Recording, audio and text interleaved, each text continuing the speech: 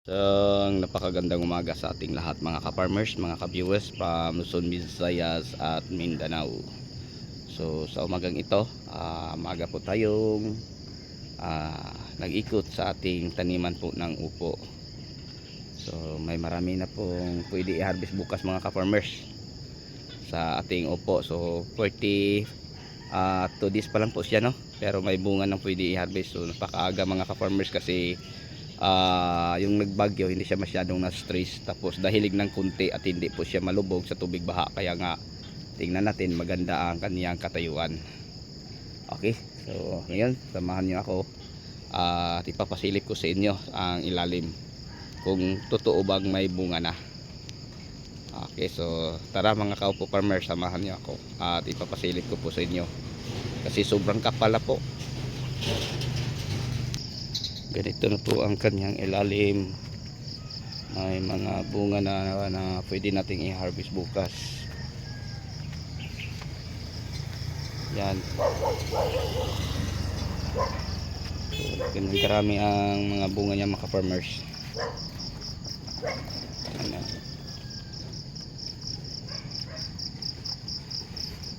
So ngayon, papasukin natin ang ilalim para makita natin mga ka-farmers kasi nag-umpisa na po itong mamunga. Yan mga bunga. Yan.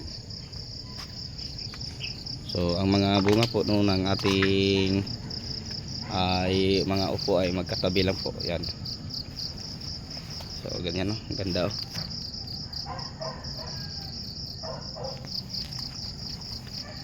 So yan po ang ating makita at masilip sa ilalim na mga bunga ng upo. So bukas siguro ang ating pagpipitas din mga ka-farmers.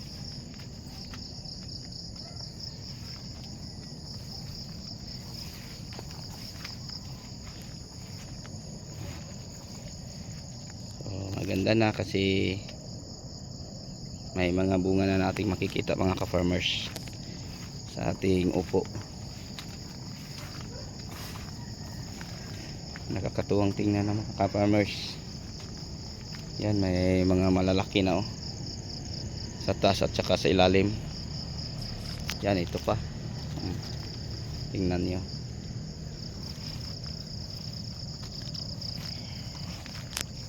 So, yan ang ating mga bungang makikita sa ilalim, oh, taas. Yan. So magkabilaan po ang bunga mga ka-farmers. So sa ating upo, share ko lang po sa inyo, hindi po tayo nung nagpo-pruning. So kung saan tayo banda makahanap ng medyo makakapal ng dahon, yan, kita natin kung gaano karami ang bunga. Sa tagiliran ng mga ka-farmers yan, kita nyo 4 na magkasunod, oh. Yan. Tapos ilalim, oh, may 5. Yan, tapos may 2 pa diyan. So ganyan mga ka-farmers, oh, kagandang tingnan ang ating upo. Okay, so sa yung lahat hanggang dito na lang po. Maraming salamat mga kaupo farmers. Thank you.